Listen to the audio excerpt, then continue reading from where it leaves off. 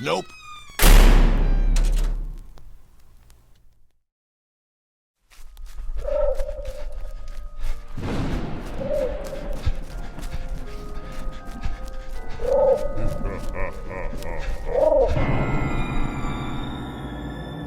Hello, dear listeners, and welcome to episode 43 of the Nope Too Creepy podcast. This episode will be slightly different and feature 3 stories that are a bit shorter than usual, but don't worry, that does not mean they are not packed with every bit of terror as the longer ones. And since it's officially December, I've decided to refer to these shorter stories as stocking stuffers. Clever, right? I know.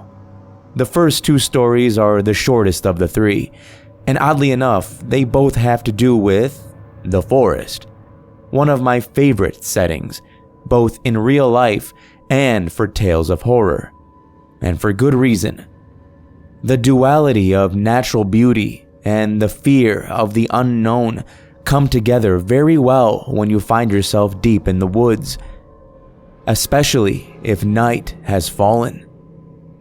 This first tale follows a young woman and her best friend as they make their way through a forest of their own. She also learns the hard way that the forest can serve as a place of peace and a place of dread. Written by Reddit user AJ Shadows, here is I Followed My Best Friend Through the Woods.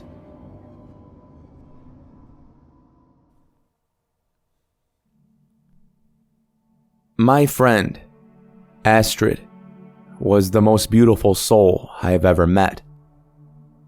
She was the kind of person who would do anything for her friends, and when she was with a person, she was 100% invested in them, in their story, in their life. When she asked how someone was feeling, she genuinely meant it. She was the friend who made me want to be the best version of myself. A friend I would do anything for, even if it meant leaving my comfort zone far behind. That's why, when she led me down a narrow path in the remote Michigan wilderness along the vast Lake Superior, I followed her unquestioningly. I don't remember exactly how we got there or what came before. All I could think of were my immediate surroundings, the lapping of the waves against the distant shore, the cry of the seagulls circling for fish, the chill of the August air as it weaved through the towering pines, promising an early autumn this year. But the warmth of the sun against my skin, letting the air know summer was not quite done playing. Most importantly, out of all those things, I saw my beautiful companion, my best friend in the whole world, walking ahead of me, talking and laughing. There was no place else I would rather be. My heart was full.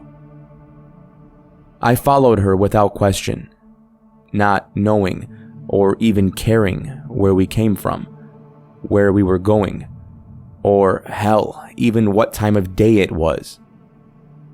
I was usually a meticulous planner, but the details I would fret over before a trip simply did not matter.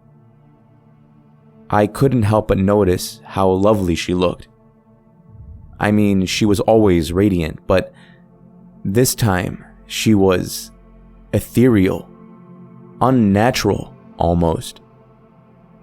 Her wavy brown hair fell gracefully to her lower back, emitting a soft glow I assumed was from the sun. She was in her best hiking outfit, REI pants, keen boots, and an LL Bean wicking shirt. She even wore the bright red scarf I made her for Christmas this past year.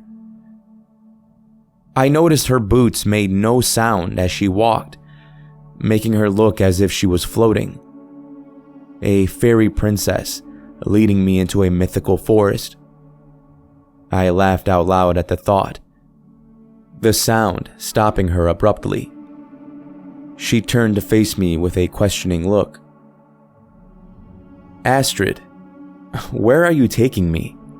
I asked. She pressed her finger to my lips, urging me to be silent, then pointed ahead of us to where the trail broke off through the trees, leading to a cliff overlook. I walked ahead, and as I got closer to the cliff, the blissful feeling I had throughout our journey turned to a bitter coldness within my heart.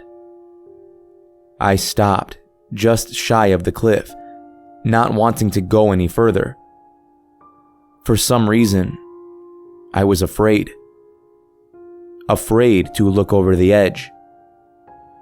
I felt something icy cold on my shoulder. It was her hand. She squeezed reassuringly, urging me to go forth. When I got to the edge, I felt a gust of cool air whip my face.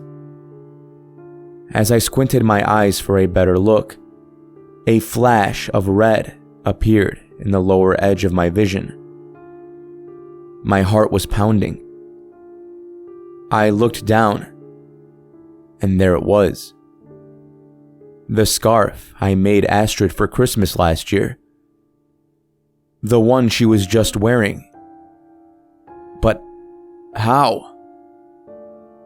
I turned around, and she was nowhere in sight. I stepped back into the woods. The path we walked turned out to be more of a makeshift footpath or deer path. I frantically tried to retrace my steps. I didn't get too far when I noticed a group of individuals in neon vests walking side by side. It looked as if they were combing the forest. I looked down at my own clothes to find I was also wearing a similar vest. As if a spell was broken, I realized why I was out here in the woods. Astrid had gone missing last week after a solo hiking trip. I managed to tell the police where her scarf was. Sure enough, her body was found in the lake shortly after a boat was dispatched to the bottom of the cliff. Just like that, the most wonderful day in my life, spent with my favorite person, ended with me losing her forever.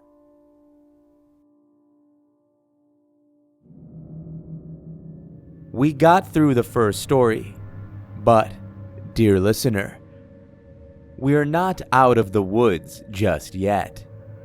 This next tale follows a gentleman who loves the outdoors and finds himself at the root of something beautiful.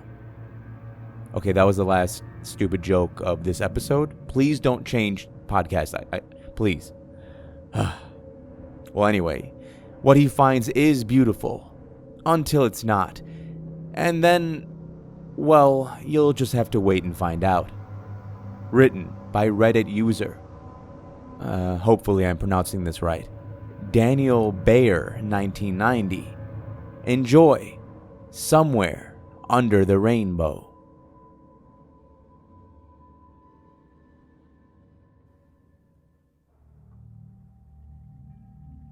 They always tell you that when you reach the end of the rainbow, there is a pot of gold. This could be a good thing or a bad thing, depending on the lore. Well, I'm here to tell you it is neither good, nor are there little green leprechauns guarding the treasure. The rain had been pouring for 3 days straight. Loud thunder reverberated from the nearby mountains with each bolt of lightning. Thankfully, I worked from home and had enough food to last me until the storm broke, so I didn't have to venture out into it. On the night it was supposed to let up, I figured, hell, it's Friday. I've been cooped up, and the fish will probably be biting fantastic in the morning. So I'd wake up early and take a trip to my secret fishing hole. It was a little after 4 a.m. when I reached my favorite place on earth. It was about an hour before sunrise, and there was only mist remaining from the storm. I was pretty lucky with my catches. I got a couple of really nice 5 to 7 pound largemouth bass and even a nice sized pike. To top everything off, when the sun began to rise, the most vivid rainbow I had ever seen materialized right over the lake, ending a little past the tree line to my left. I figured that I could set up my phone in a tree to capture myself basking in the glow of colors. I've seen those pictures and videos of all the people standing under the end of the rainbow and always thought they were real. After what I experienced, I now believe they all must be photoshopped. I trudged through the brush until a grunting noise alerted me that something was there. I tiptoed slowly, trying to catch a glimpse of what it was. My sense of childhood wonder thought it must have been a leprechaun, but there was no little green man that awaited me. In a clearing under the magnificent gleam of the end of the rainbow sat the most awe-inspiring apple tree. It was as if this tree was the muse for every childhood drawing. A broad, deep brown trunk, massive limbed branches, thick, luscious green leaves, and bright red apples peering out as if to say hello to a new day. What luck! A nice juicy apple was as good as a pot of gold in my mind. So I went climbing to snag one for myself and enjoy its deliciousness. Not only was it such a beautiful tree, but the grooves in the trunks and the perfectly placed branches seemed to be made to climb up to sample its delicacies. I climbed about 20 feet, reaching its foliage, noticing the perfectly shaped fruit a mere lean away. Reaching out, I grabbed the apple, plucking it from its life source, and made my descent down. A fruit as beautiful as this deserved to be eaten, leaning against its maker. Snuggling up, nestling myself into the roots, I took a bite. The apple was the perfect balance between sweetness and tart, sliding down my throat as if I had just drank a glass of juice. I tore into another bite with haste, unable to help myself from the sweet delicacy. I devoured the fruit as if I had gone savage, so transfixed I did not notice the groans coming from behind me. The tree scraped against my back as I finished its offspring. I glanced back, thinking maybe I was falling into a deep slumber, like Snow White eating the evil queen's gift. It was not me that was slumping over, but the tree itself was rising. Jutting out of the earth were two long, solid roots fashioning legs. I scrambled backwards, dazed by the sight before my eyes. The tendrils of one of its newly made legs shot out, grabbing me by the ankle and lifting me up. I dangled upside down with nothing to grab onto to free myself. A face formed where I had been climbing moments before, fluttering its newly made eyes and cracking its jaw. You climbed my face. You used me as your climbing toy. You stole my young and devoured it. For that, I shall return the favor. the gruff voice of the tree bellowed. With that, he threw me onto the ground, knocking all the air from my lungs. I gasped for air as his giant leg came down slowly, pressing on my face. My nose cracked under the pressure, gushing wet liquid down my face to the ground. Sticks poked my face, but thankfully avoided my eyes. Not that they were of any use, because they were welled up with tears from the pain and shock. After the tree felt I had had enough, it lifted its limb before grabbing me with his branch.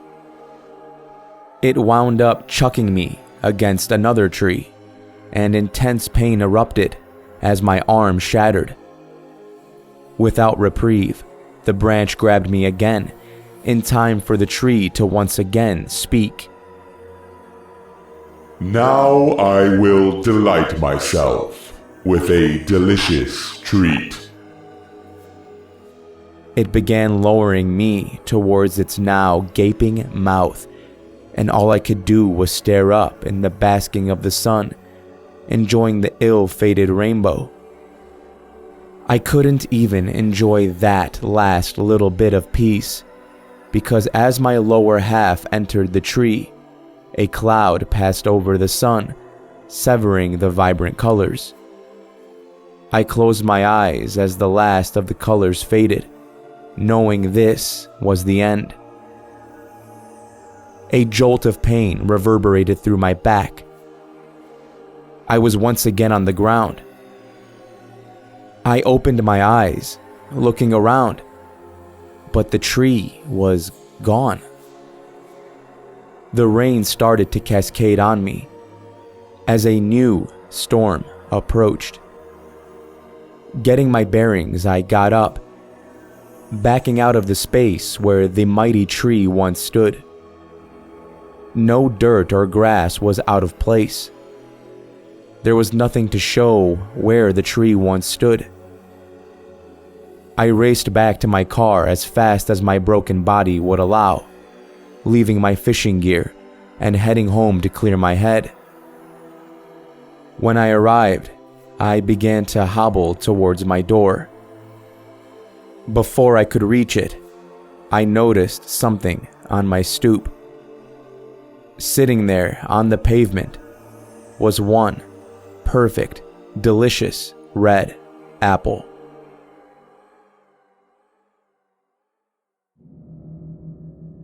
Well, they did it now.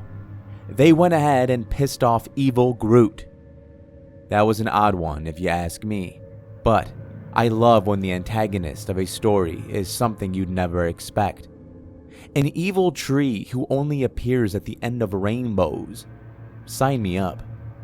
Speaking of which, this next story also follows that theme.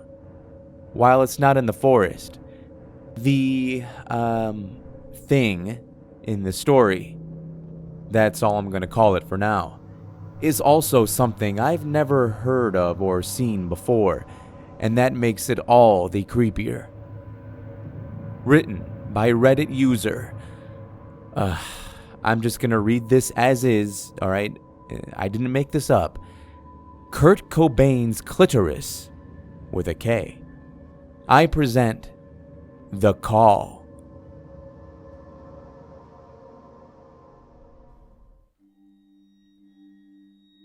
I loaded the last of my grocery bags into the trunk of my car. I slammed the trunk shut and began to make my way to the cart return. I walked back, and before I could enter my car, I noticed this small slip of paper sticking on my windshield. I plucked the paper out from underneath my windshield wiper and read it. Written on the paper was my cell phone number. I got chills down my back.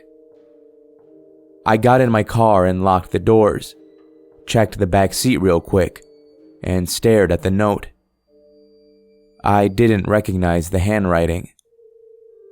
What was more terrifying was the small smiley face written under the number. I looked around the mostly empty parking lot, but there was nobody close enough to my car. A few people were loading groceries or heading into the store, but there was nobody near my car. I drove home, scared and confused. After unloading my groceries and making dinner, I was able to calm down. I thought maybe it was a prank. I teach down at the local high school. It's Halloween time. Tons of the children have my number. This made sense to me. Then, my phone started to ring. Unidentified caller. I started to feel uneasy again. I picked up the phone and answered the call. Hello? Who is this? I'm hanging up. Don't call me again. Tomorrow. What? Call. Tomorrow. The caller hung up. I was scared and confused. I tried to block the number, but when I went to my call log, it wasn't even there. I locked all my doors and went to sleep, or at least I tried to.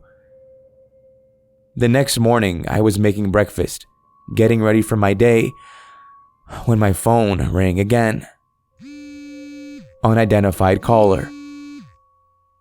I felt nervous and decided not to answer. It began ringing again and again. Then, my landline started to ring as well, which I never even use.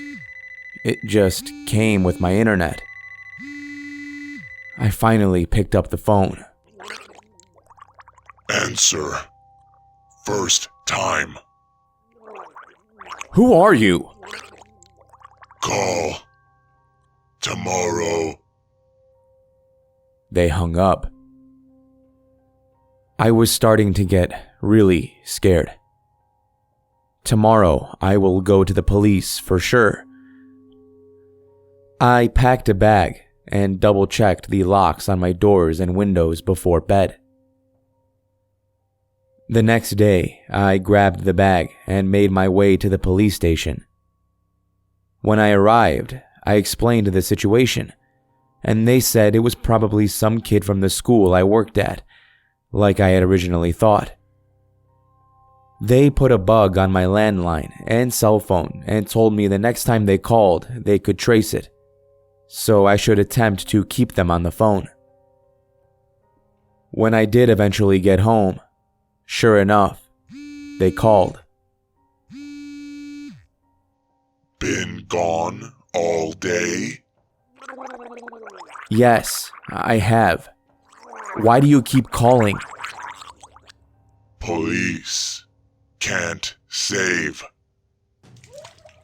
How did they know about the police? What do you want with me? Why are you calling? Hello? Want to breathe. What? What does that mean? Need lungs. Need you. They hung up.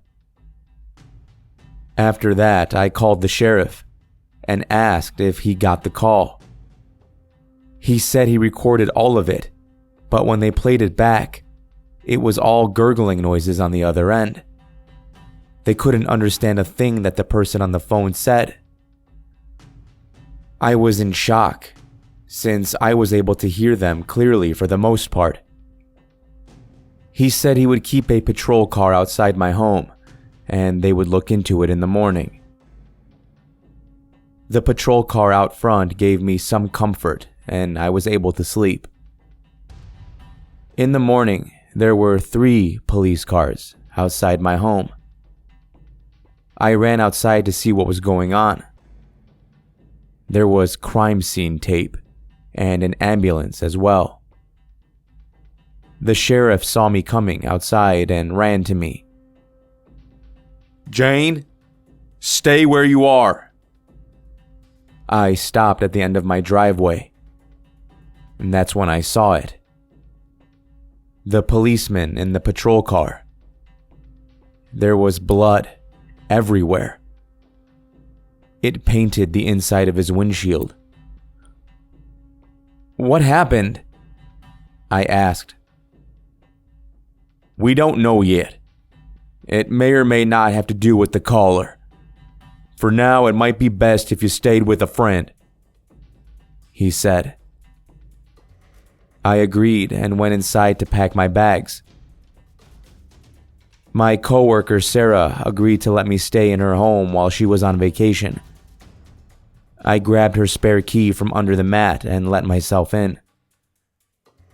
As soon as I was inside, Sarah's house phone began to ring. I was hesitant.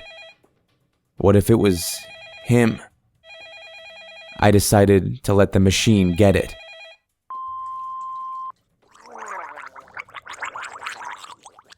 Jane. Coming.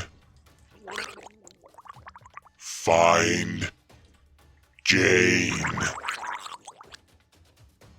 I started crying. I called the sheriff and told him what happened immediately. He came over and we made a plan on what to do. I would leave town as soon as I could. He even decided to spend the night at Sarah's home with me to make sure I was safe.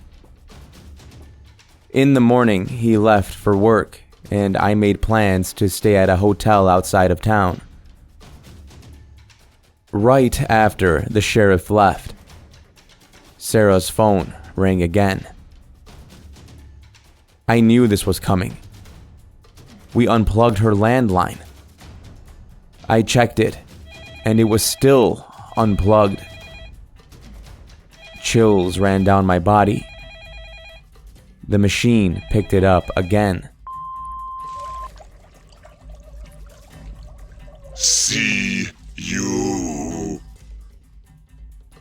My blood ran cold.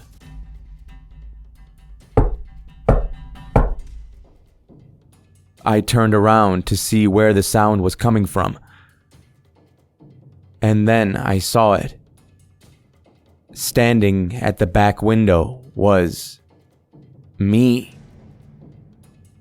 It looked exactly like me, except completely wet, with a very wide mouth, smiling. Whatever it was kept tapping the window. I was terrified. "Go away!" I screamed. It opened its mouth, and water began to fall out. Need you. Why? My lungs. That's the last thing I remember. I've been stuck here ever since. It's cold, dark, wet. I can barely breathe. Every time I talk, water passes through my throat. Everyone that's here looks like that thing that dragged me down. Even I'm starting to look like them. If you get this, please send help.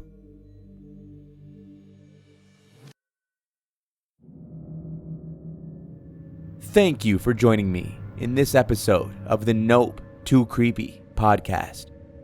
If you're interested in learning more about either of the authors, links to connect with them can be found in the show notes.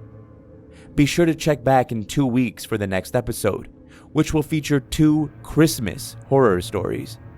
And 2 weeks after that, boom, 2 New Year's Eve themed stories.